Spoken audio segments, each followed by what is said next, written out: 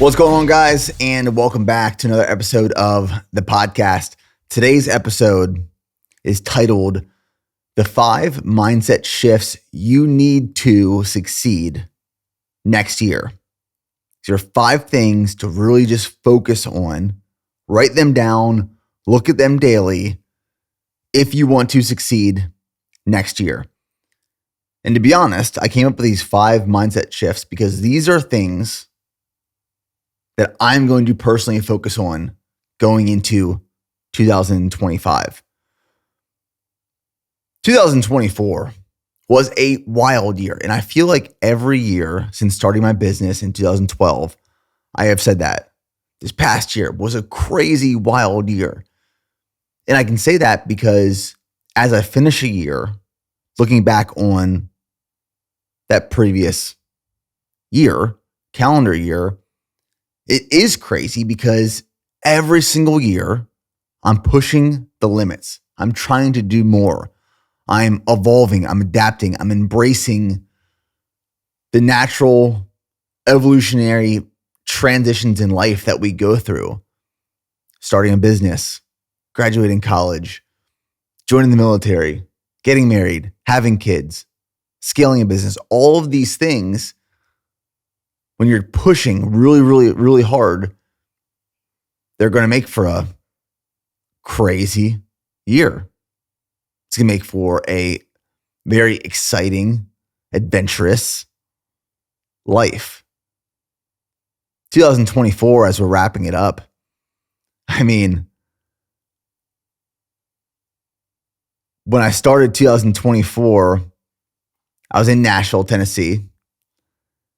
And this was shortly after stepping down from the CEO role of BPN. I moved myself, my family, a small creative team to Nashville to expand and operate the business from a new strategic avenue or perspective. And as we transitioned from 2023 to 2024, thought that was going to be the foreseeable future. It was not. Big change happened. Where after being in Nashville for 4 months, we decided that we were moving back to Texas. So we put our house up for sale that we purchased and moved into in Nashville. We started preparing for a move back to Texas. I had just PR'd my marathon at CIM with a time of 2 hours, 39 minutes, coming off of a big high. We had a failed financial process to kick off the new year. So in 2023, we were planning on selling a small portion of the business. We brought on an investment bank, ran a financial process to find a private equity partner, got that deal almost to the finish line. We got it to the 1 yard line, ended up falling apart. And simultaneously, we just found out we were pregnant with baby number 2. Nico, my son, who was born in August of 2024. All of this was happening as we kicked off January of 2024, as we kicked off the new year, this current year that I'm in right now. And it was a crazy year. It was a crazy year. We made multiple moves, found out we were expanding our family. The future of how I was going to operate the business changed significantly. And we started making our move back to Texas. And we got back to Texas in late April, early May of 2024.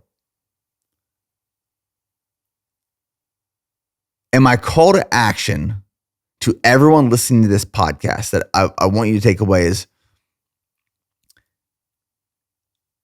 life should be crazy. It should be spontaneous. It should be adventurous. It should be exciting. There should be a lot of emotions, highs and lows, happiness, sadness, frustration, joy, fulfillment, passion. Like all these things, I believe life should be filled with. We are blessed with the opportunity to experience those feelings. But you're only going to feel that is if you continuously push the limits. So my call to action for everyone in 2025 is to plant the seed. Like, what is that one thing you've been wanting to do for years now, but haven't yet started? You've been wanting to accomplish this one thing. You've wanted to start this one thing. You've wanted to stop this one thing. You've wanted to change this one thing. What is that one thing that you want to finally press go on and press go? Plant the seed. Let that seed start to grow right now. And maybe you haven't in the past because of lack of fear, lack of resources, lack of time, lack of knowledge, lack of experience. All of the things for which you didn't get started are the same reasons you should get started right now. You don't have to finish the project. You don't have to cross the finish line. You don't have to see the whole thing through in 2025, but just get started.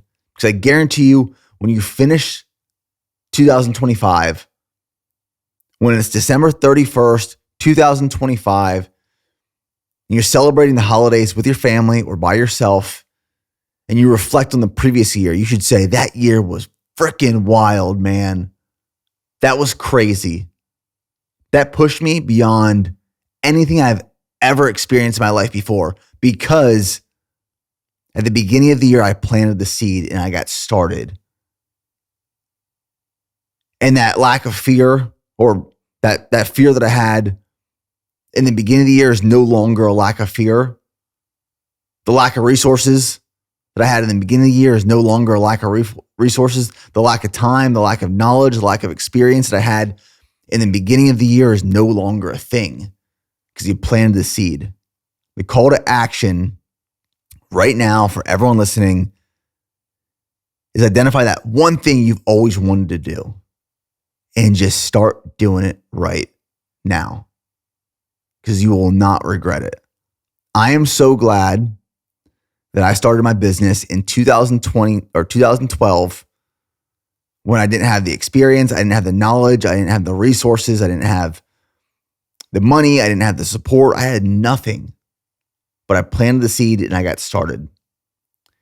And now, nearly 13 years later, I'm glad I planted the seed 13 years ago. Because if I didn't know, or I wouldn't know where I would be today, what I would be doing, and what I could have built if I wanted to plant the seed in that small college apartment in 2012 at the Indiana University of Pennsylvania when I was in college. So the first mindset shift to make, again, these are mindset shifts that I'm going to be consciously and consistently thinking of and remembering and reinforcing throughout my next 12 months. And I've come up with these 5 things because they're meaningful to me, and I hope they can be and will be meaningful to you too. So I'll go over the 5 first, and then we'll explore each one independently. The first mindset shift: commit to producing results. Be results driven.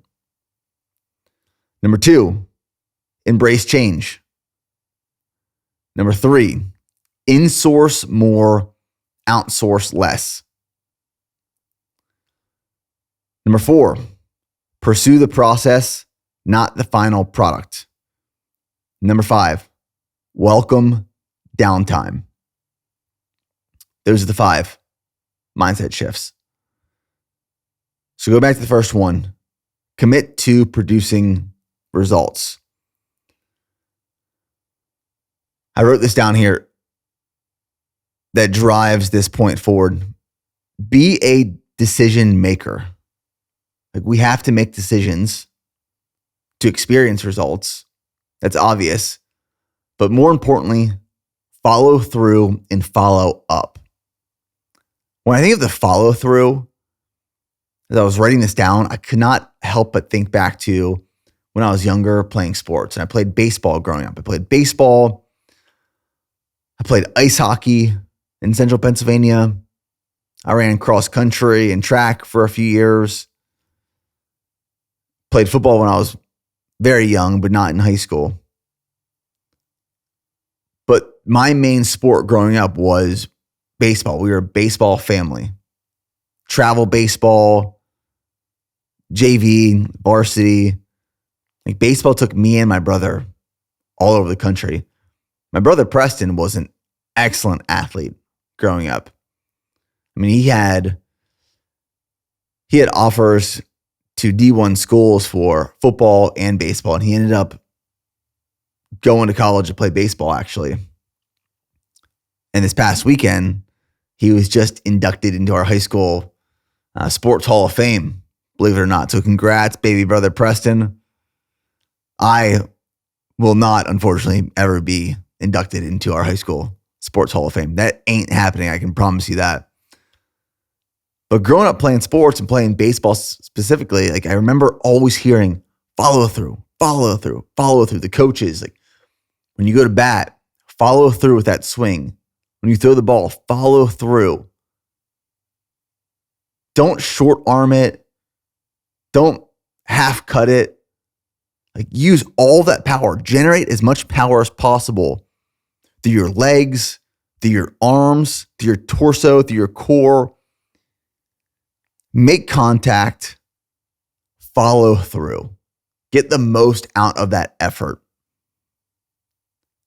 When we make decisions, it's not just the act of making a decision, saying yes or no, approving or disapproving, deciding to get started or deciding to end. That is just the catalyst for what comes afterwards. What comes afterwards is the follow through and the follow up. That's where you make your money. That's where you ensure that after making contact, you truly experience the momentum and power behind that initial contact. Follow through and follow up. A few weeks ago, we had to let someone go at BPN, which is never easy. Like going separate ways with team members or employees is never a easy conversation. It's never an easy decision. That responsibility weighs on me tremendously because I care about people and I care about this business and I care about the success of people who decide to commit to join BPN.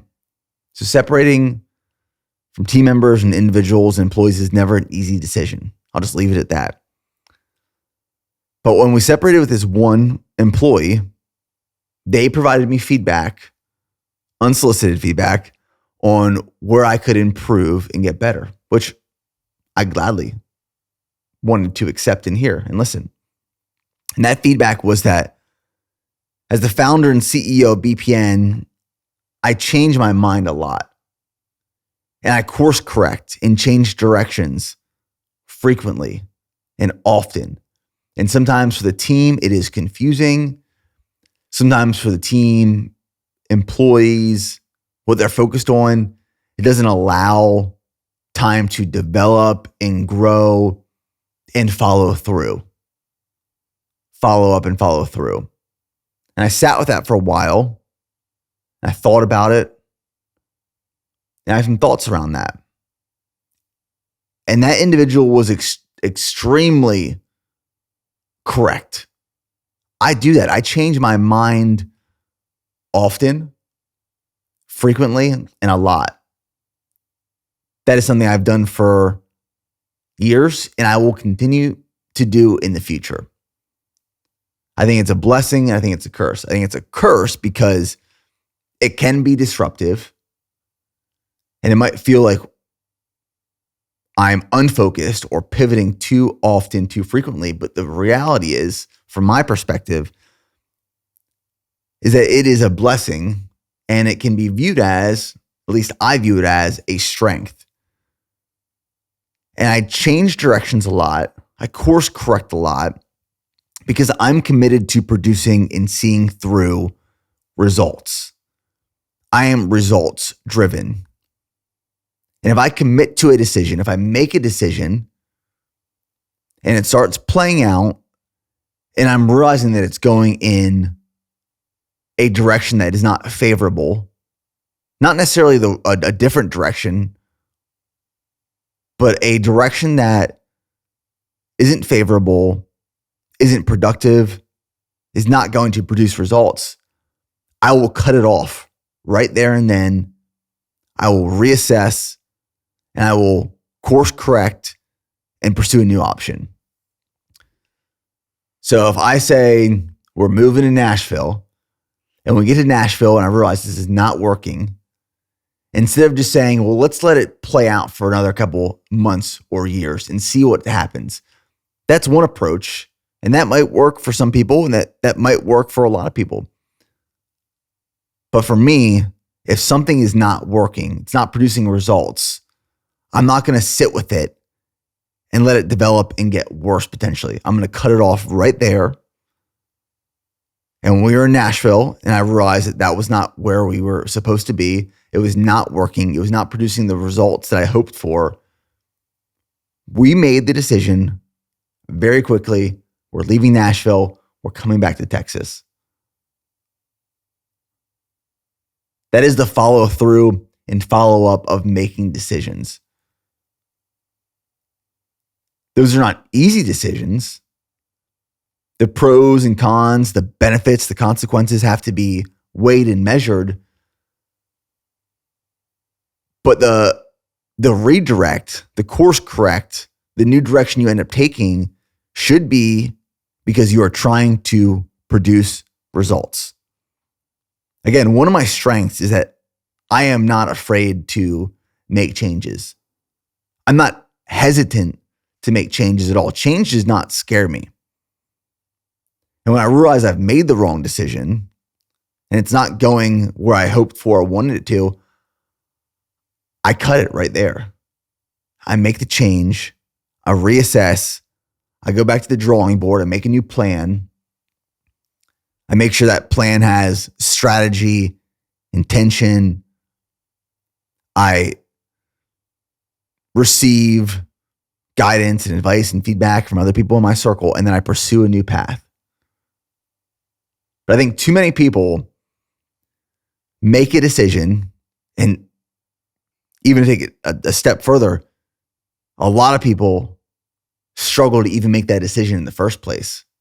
They sit with that decision for weeks and months and even years sometimes because they're afraid to plant the seed, because they're weighing every single pro and con they could, and they end up being paralyzed by the analysis of all these decisions they have to make. They end up not making a decision at all. So if you never even commit to making the decision, you never have the opportunity or ability to even try and follow through or follow up. Make the decision.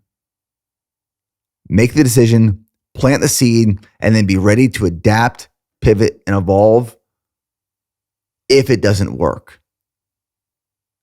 Because if you are afraid to pivot, you will never experience results. You will never experience results. I talk about commitment a lot. And I want to sit with this for a little bit here because I believe some people get commitment wrong. And commitment can be viewed in so many different ways. So let me try to navigate this the most clear way possible. If you make a decision and you start executing on that decision is a commitment to endure something. And there are certain decisions that you make and commit to that you can and should change or pivot or adapt more easily than others. Marriage, for example. In my opinion, marriage is one of those things that when you make the decision to get married and you commit to that other person, which is a huge decision, if 30 days after being married, it's not necessarily working out, well, you should put a lot of effort towards making that work. You've committed to that person. You've committed to that bond. You've committed to being married as a couple, as a partnership. There should be a lot of effort put into that commitment. There are other commitments you make, however, that if it's not working, you may not have to follow through or follow up with that much effort or intentionality or duration. Be committed to being results driven, outcome focused, not being committed to a decision just because you feel like you should be committed to be committed. If, for example, you have a business and you launch a new product and you think this product is going to be a game changer for your business, and you develop it, you produce it, you have a go-to-market strategy, you launch it, and it's not received well. People don't want it. People don't need it. People don't like it. And as much as you want, need, and like it yourself, if the market doesn't feel that same way, it's not going to be productive. It's not going to produce results. It's not going to produce outcomes. It's not going to solve problems. But if you are so committed to making it work, you spend more time, energy, and money on that product because you believe in it so much, and it still is not producing results. It would be stupid to keep pursuing that product when the market is telling you, we don't want it, we don't need it, we don't like it. So the best decision possible there is to end that product, discontinue that product, and move on to something that actually does produce results. Don't be committed to something just because you have an emotional attachment to being committed to that thing if it's not producing the results, the solutions, the outcomes that you want and desire. Be committed to the right things, but not just being committed because you feel the obligation to be committed out of pride, out of ego.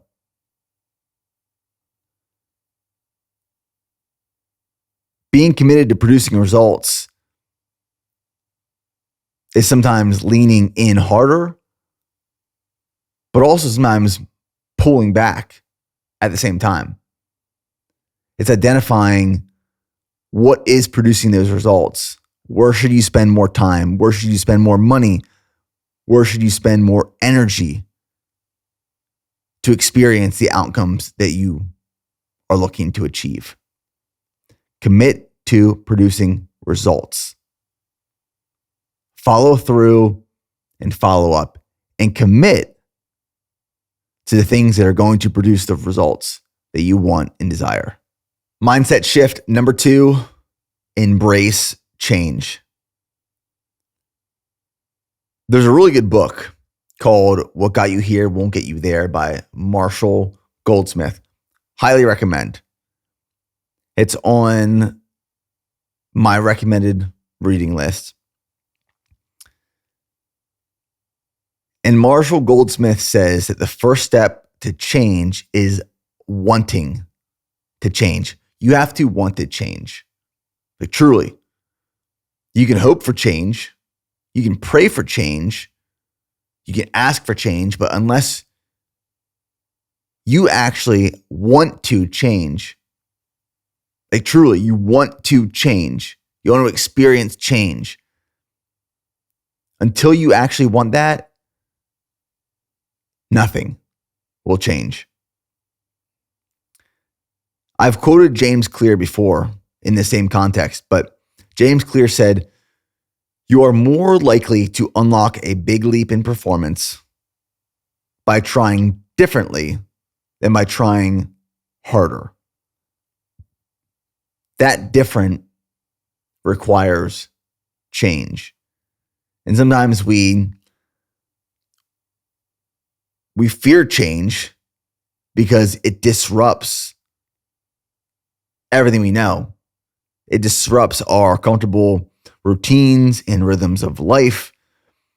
It might require more work and work that is unpredictable, because what is predictable is oftentimes very comfortable.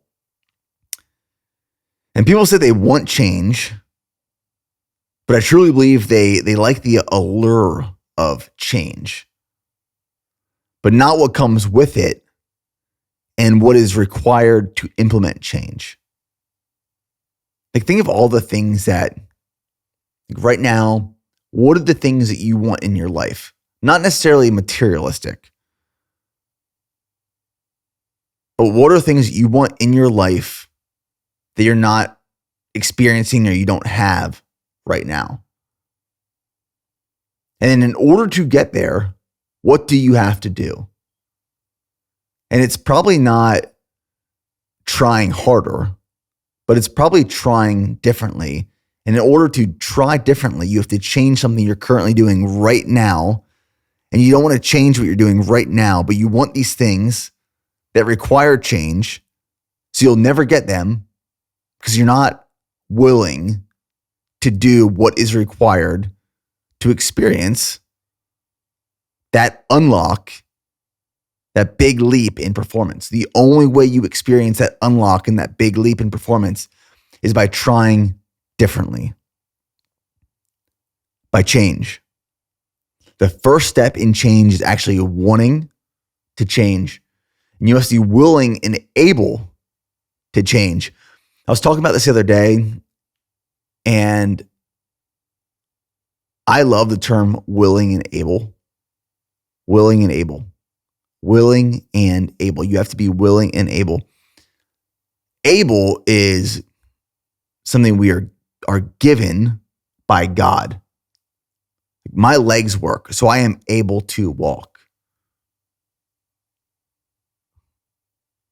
I am able to perform. I am able to work. I am able to make money. I am able to love my family. I am able to do a lot of things. I'm very blessed to have been given the ability to do these things. But unless you are willing to do those things, it doesn't matter if you have the ability, because, well, you actually won't do it. Like, I am able to run. My legs work. They're strong. But if I'm not willing to go out and run, if I'm not willing to go out and train, if I'm not willing to make effort and put on my shoes and go out on the road and just start running, if I'm not willing to do that, it doesn't matter if I'm able in the first place. We have the ability to do a lot of different things. God has provided us the ability to do a lot in this world. But unless we are willing, we will never experience that. We have to be willing and able. So embrace change.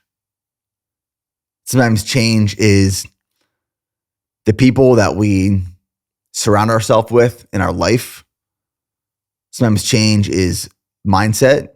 I mean, in order to implement these 5 things that I'm talking about today, like, you have to be willing to make changes to actually implement those things. Sometimes routines have to change, strategy has to change, tactics, skills. All these things might have to change in order to get what we want. Experience life in the way that we want to experience it. Change is hard. And one of my favorite quotes of this past year that I heard on an episode of Founders, which was my favorite podcast in 2023 and 2024, Founders. My favorite quote from one of those episodes, I cannot remember what episode it was, but he said, "Change breaks the brittle." if you are not ready to invite and experience change, sometimes change is a choice. And that's the best change because you are in the driver's seat. You get to choose what you do and what you don't do. But on the flip side of that, sometimes change is not a choice. Sometimes change happens to us. And we now have to adapt and pivot and make choices to respond to that change. And if you're not strong, if you're not ready to combat adaptation, new routines, new strategy, trying differently, what happens is that when you experience change, not by choice, it breaks you. Change breaks the brittle. So embrace change. Because again, to quote James Clear, you are more likely to unlock a big leap in performance by trying differently than by trying harder. Insource more, outsource less. In business, as I was growing up and trying to learn and figure out how to actually scale a business, you consistently hear from people that outsourcing is the best course of action. Outsource as much as possible. Outsource everything. There are so many businesses in the world that are run by one person, and that person works from a coffee shop on their laptop and outsources every other part of the business, which I'm not throwing any shade at that model. That is an approach. That is a strategy for some people. It is not the strategy for myself. Because outsourcing is cost effective and it's scalable. It's a cost effective model, but at what cost? The cost could be quality. When you outsource everything, you can scale, you can grow, you can do more potentially, even at a more efficient rate. However, the question is, will quality suffer? Are you trying to be the biggest? Or are you trying to be the best? Me personally, I'm trying to be the best in everything that I do, not necessarily the biggest. I want to be really proud of what I build and how I build it and who I build it with. Not necessarily that top line number that says, this is how much money you're worth. This is how much money you made. This is how much money you spent. More so like, how did you make people feel? How are you perceived? How are you respected? Who wants to work alongside you and with you? And when I'm thinking about insourcing more and outsourcing less, yeah, we can apply it to business. Definitely can apply it to business. But I think of this more so in terms of our thoughts, our ideas, our perspectives. We should be insourcing our thoughts, ideas, and perspectives that come authentically and genuinely from us, because we are unique and special in our own way, as opposed to outsourcing that.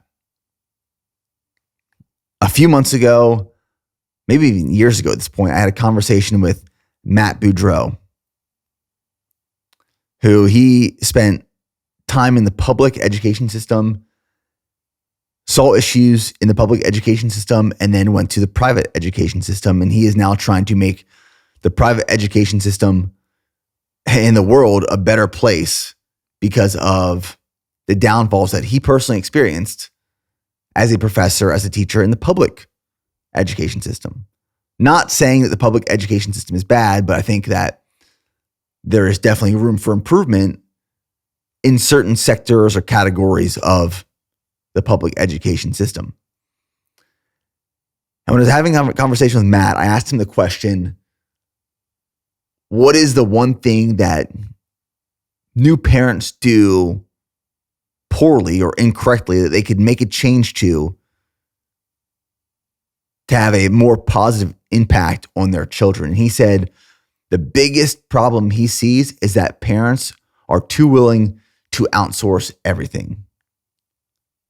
Outsource what they value, outsource what their children should value, outsource raising their children, outsource what their kids are being taught. All these things, we feel the need to outsource everything because there's more experts that exist. It's a more scalable option. It provides us more freedoms for ourselves. It's cost effective. However, at what cost? Quality. So I'm trying to reinforce here as the mindset shift is don't outsource your thoughts, your ideas, your perspectives going into this next year. Don't let people tell you what you should believe or how you should do things, how you should raise your kids, how you should build your business, what you should be focused on, what you shouldn't be focused on.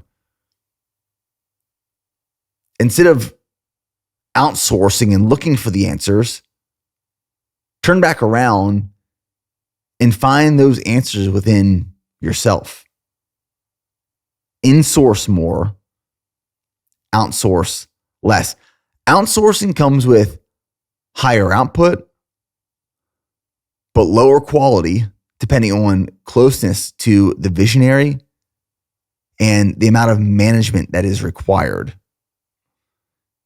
I think we should outsource things that we aren't necessarily passionate about or good at, or maybe even to manage. We can't manage ourselves.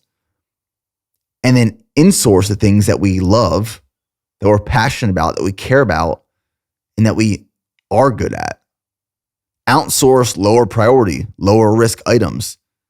Insource higher priority, higher risk items. I mean, would I ever outsource raising my children? Would I ever outsource that to someone else? No, because that is high priority. It's high risk. And I want to be able to influence and control my children growing up and being raised.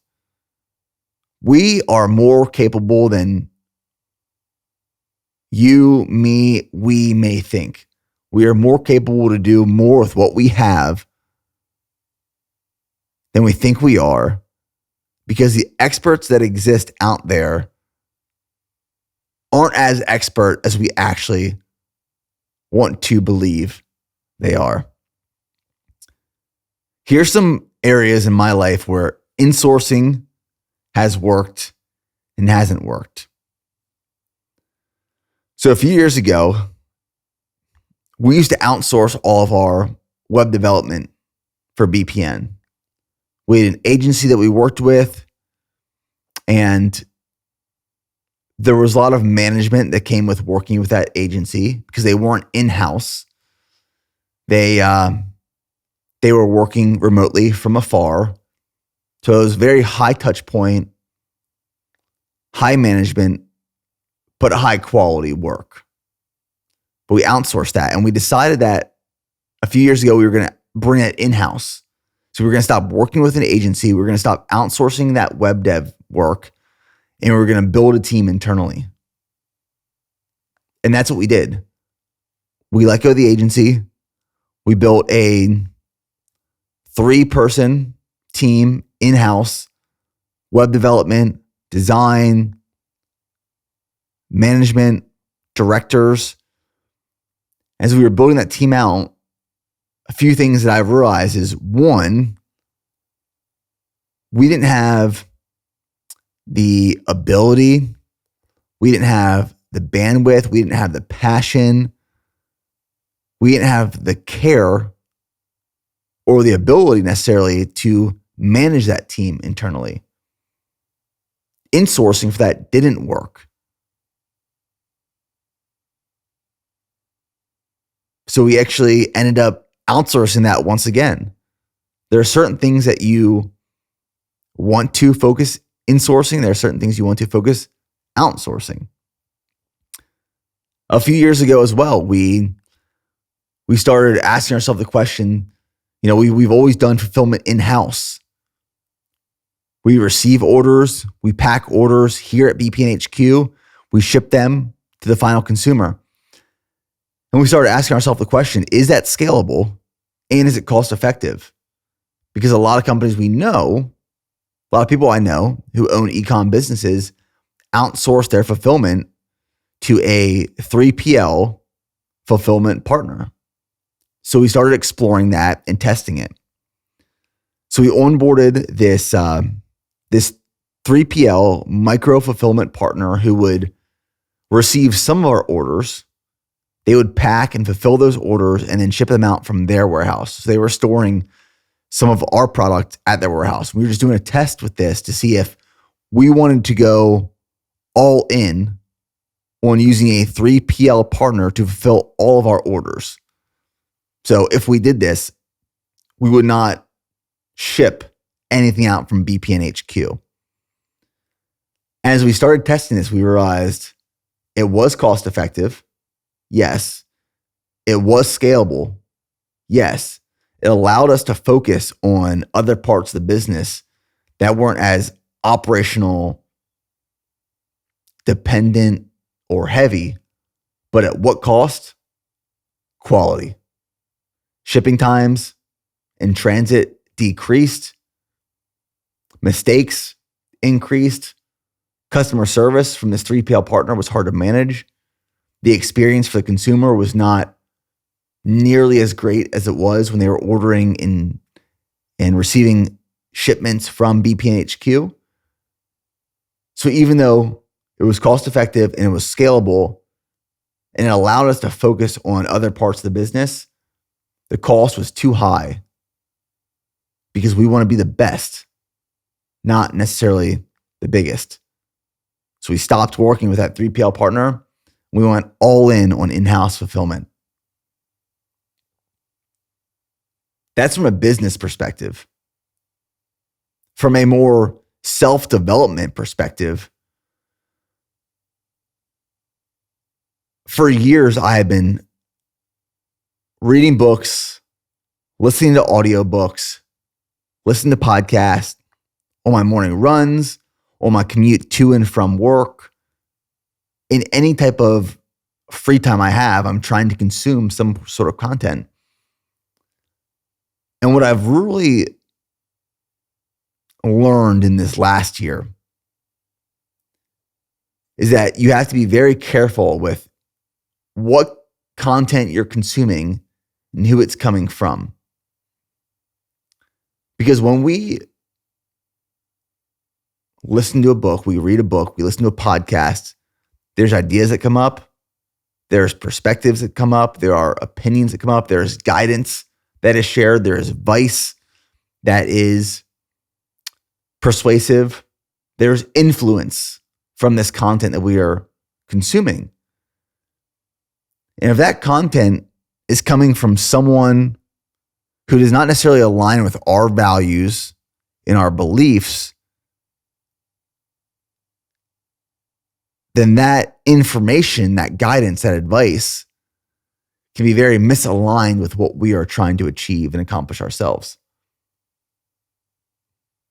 I used to listen to all of these self-help, entrepreneurial business books from these very popular and famous entrepreneurs, authors, athletes, coaches. But the things that mattered to them in life weren't necessarily the same things that mattered to me in life. To be very clear with that, if there's someone who values money, just money, making as much money as possible, building a business to the greatest size it can, regardless of quality, to be able to put more money in their back pocket and sell for a huge chunk of cash one day, if that's what truly matters to them, the advice that they are providing around business, around life, around family might be extremely misaligned with my values and my beliefs.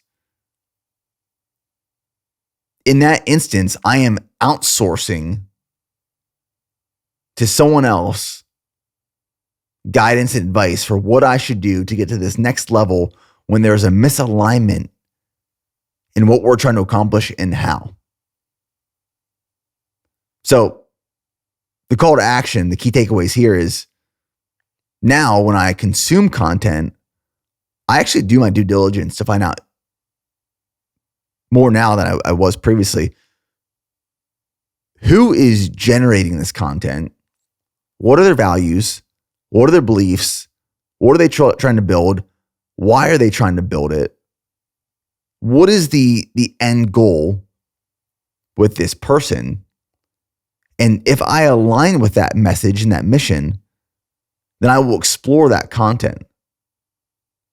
But if there's a misalignment, it doesn't make sense for me to consume that content, because the potential downfall is now I'm outsourcing my next steps with a misaligned value and belief that could potentially set me off course. I'd rather insource my thoughts, my ideas, my perspectives from content that is aligned with what I believe in. So it keeps me on the path to achieve the things I want to in the way that I want to. Insource more, outsource less. Pursue the process, not the final product. I was thinking about this because we just moved into our new house. In the last 15 months, we have made 3 moves, which this move we just completed this past weekend into our new home. I promise you, this is the long-term home. I'm done with moves, especially with 2 young kids. Brutal. I mean, it was brutal. Just, me and my wife are running off like 0 sleep because all the packing and unpacking has to pretty much be done when the kids are asleep. But we just moved into our new house. And all these moves the last 15 months, I mean, we moved to Nashville from Texas, and then from Nashville back to Texas into a rental. And we were in our rental home for 8 months while our house was being built. Our house just got done. We closed on it last week. We just moved in this past weekend. So 3 big moves in the last 15-ish months.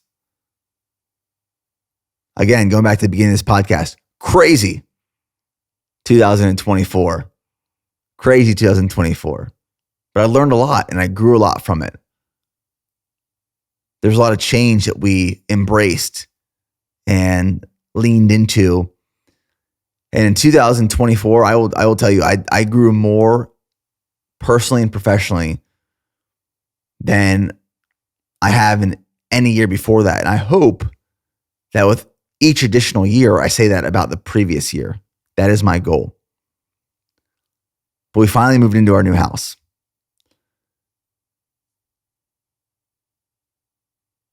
And one thing that I was thinking about as we were building this home, we had a really great builder and we had a really great designer, and they worked together. And this designer worked very closely with Steph. I was very hands-off on this project, by the way. Steph was very hands-on. Steph and this designer worked very closely together to bring the vision to life. And then the builder worked alongside us and the designer. So it was like a 3-person team essentially to bring this whole project together. And working with this builder and working with this designer, you could tell they cared so much about their work. They cared so much about the results, the outcome, but also the process. They would make changes to the design and the build, and you would see them light up with these changes. You would see them light up where they would walk into the house and see progress being done, and There was so much attention to detail and care and commitment to the process. They truly cared so much about their work. They were in love with the process. And that's why as soon as they finished our house in this project, they were going to move on to new projects and new homes and new designs, new builds. For them, it wasn't just about getting the job done. While it is important to get the job done, you could tell by the look in their eyes and the way that they worked, they truly cared about their work.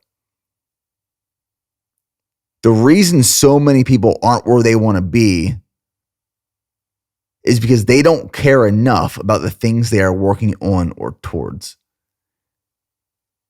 If you don't care about what you're working on, I can promise you it is not going to be good. I can promise you it's not going to be good. If you don't care, it's going to be crap.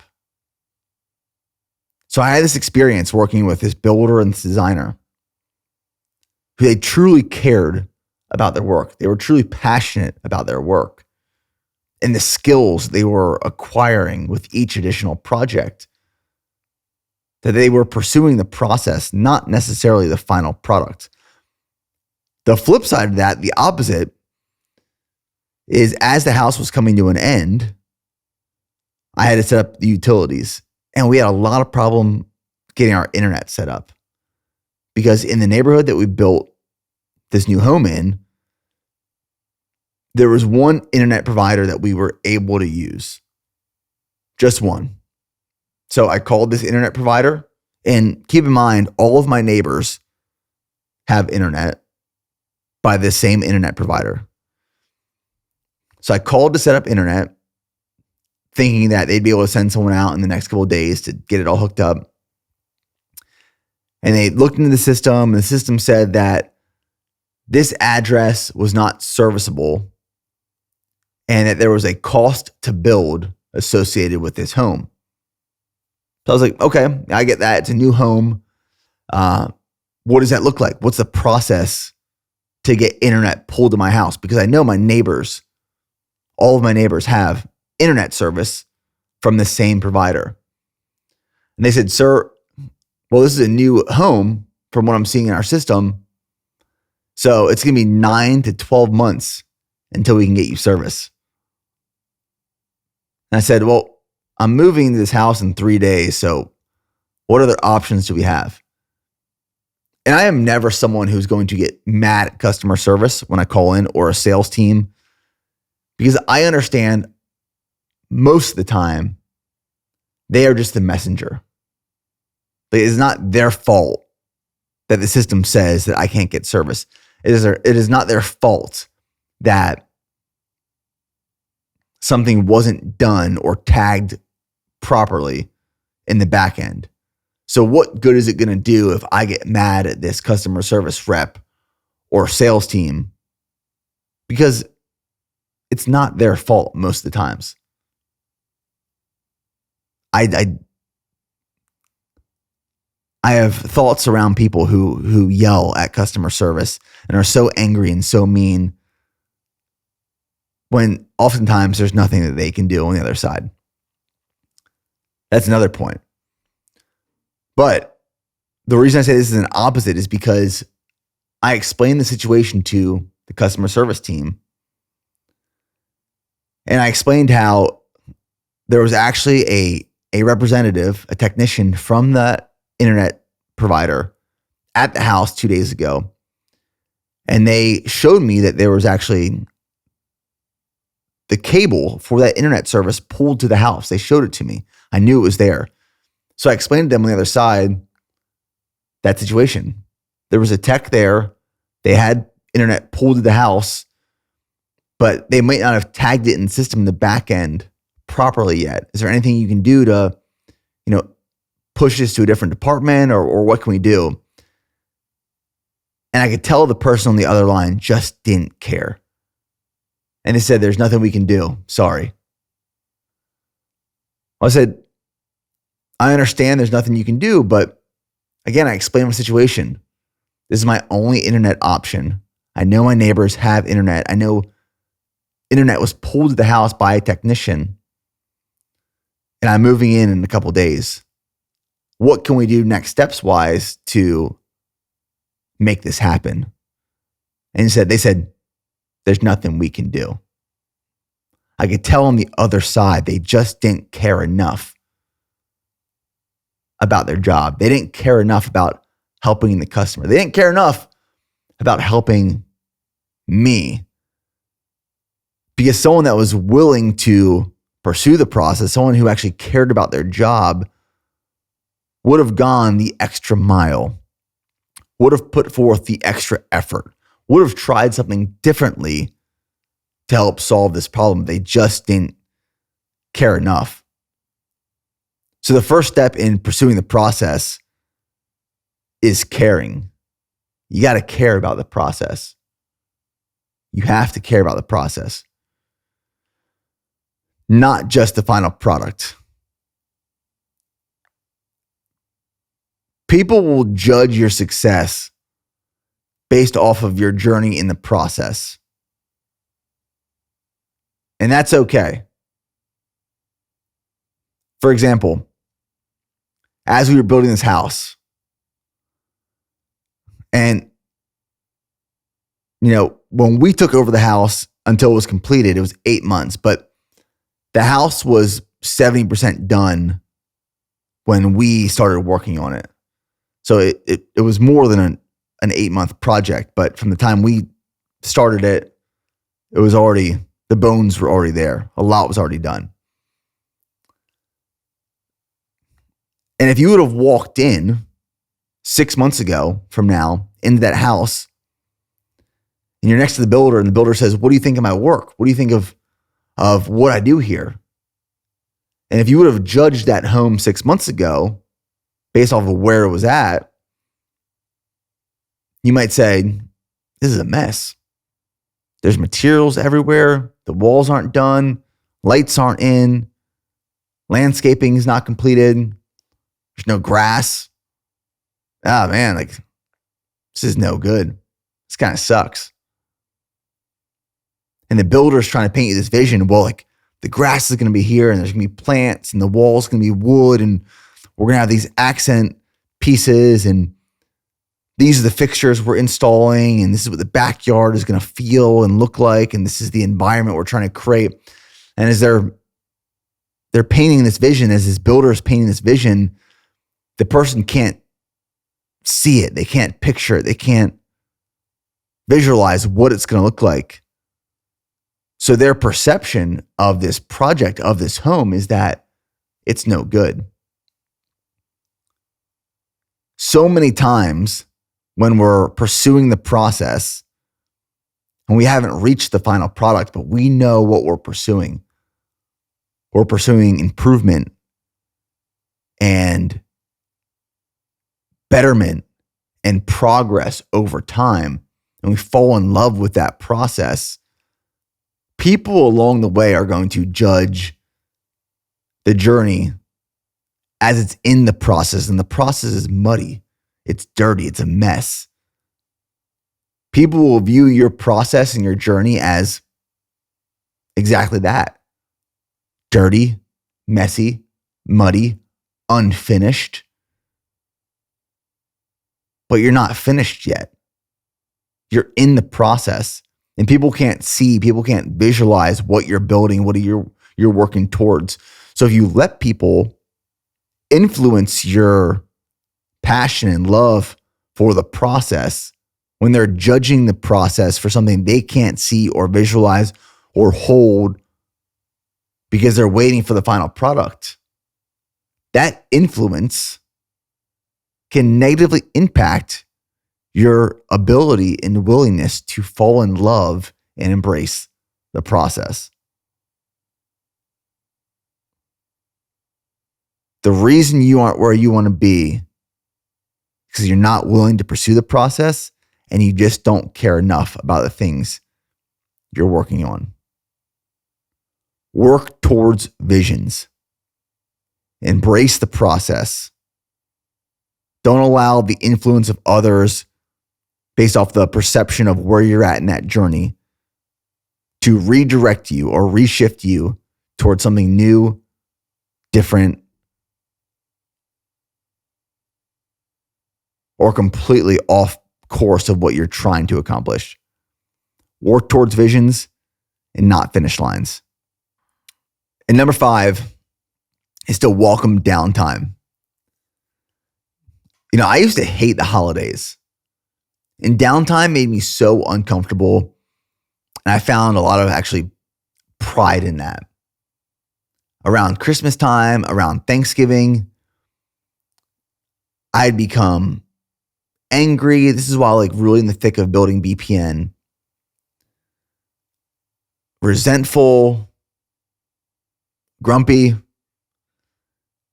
And I think a lot of this was because I felt the need to maintain this momentum of bootstrapping this business from zero.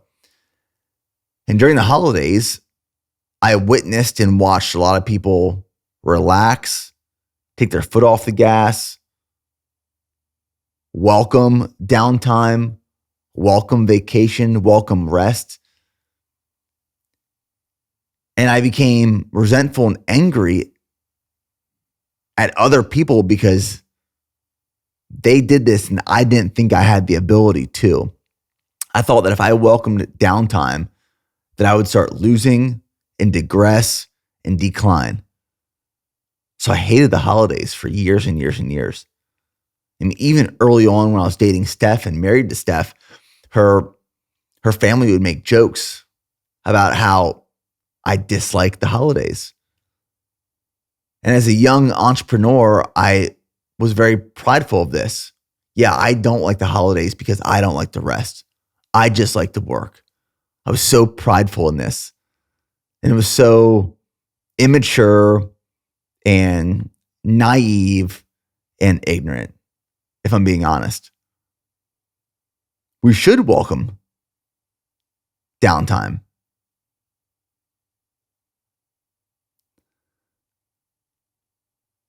One of my favorite stories from one of my favorite authors and pastors is Erwin McManus. He talks about how downtime is not wasted time, but it's an opportunity to sharpen our axe.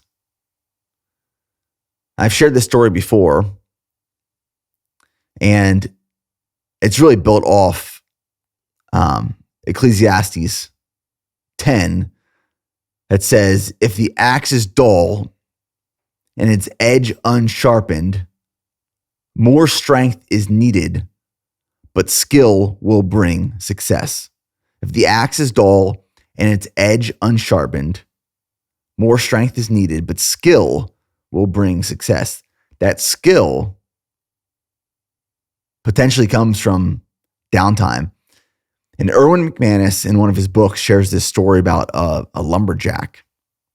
And early in his career, when he was younger, he worked as a lumberjack. And with these other lumberjacks that he worked with, many were much older than him. And he assumed that just like showing up to work, that he was going to cut down so many more trees than these older gentlemen. These older gentlemen were old, weak, gray, not as fit, not as built, not as athletic. So he just assumed that he would be more productive in cutting down trees than these older gentlemen.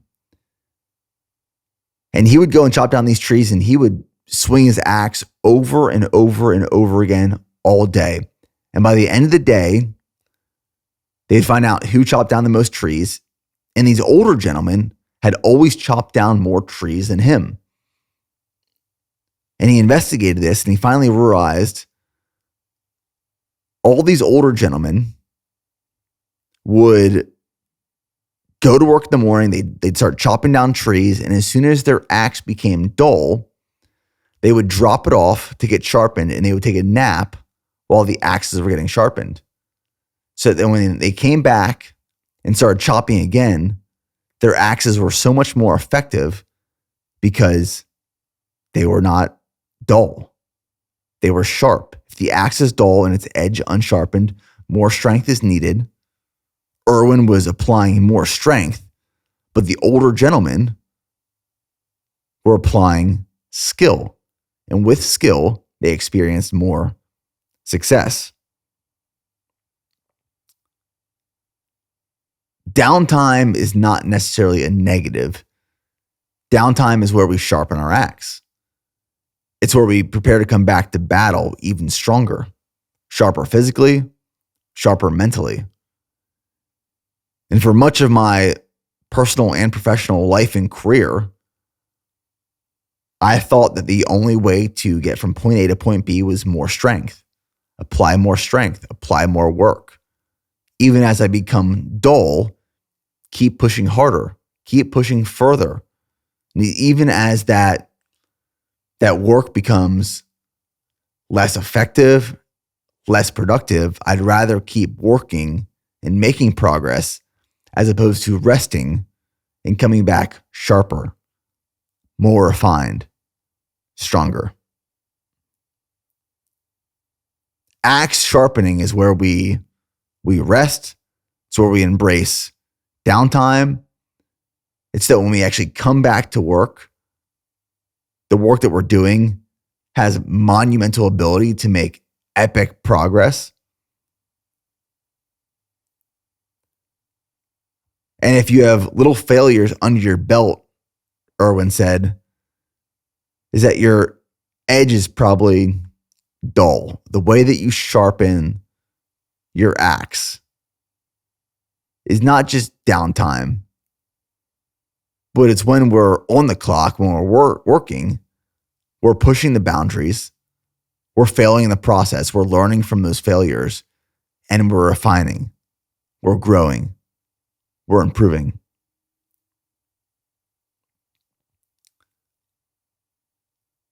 So much of sharpening your axe is building and refining skills.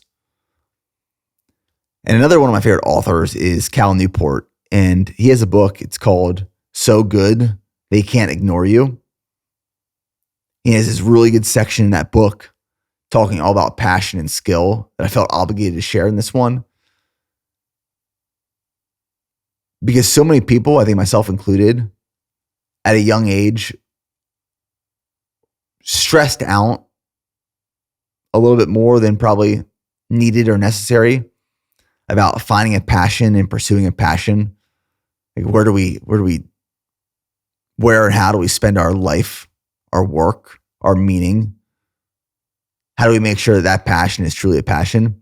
And Cal Newport says, don't follow your passion. Follow the path to build and create quality and valuable skills. The real victory in pursuing skills and letting your passion be a byproduct in skill acquisition.